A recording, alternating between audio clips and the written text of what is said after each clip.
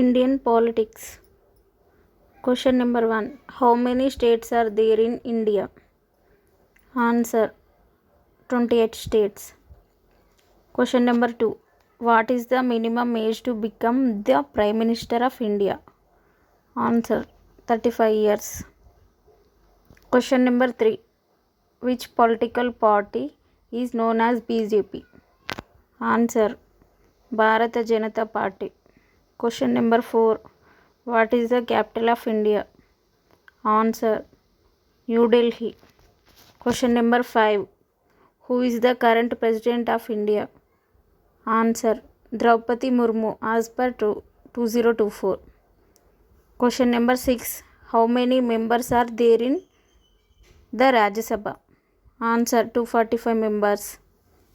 Question number 7. Which article of the Indian Constitution guarantees right to equality? Answer: Article number 14. 8th question. What is the highest court of India? Answer: Supreme Court. Thank you for watching.